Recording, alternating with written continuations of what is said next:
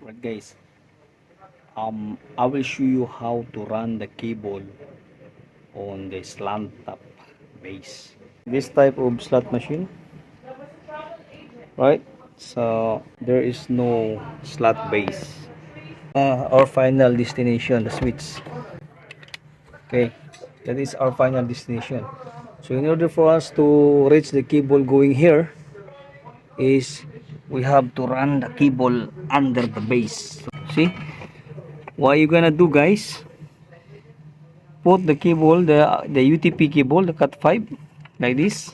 Stick with the electrical tape, and then you can drag that going to the other side, right? You can see what I did. So I'm pulling until the cable is already in here. So you can see that one. See that?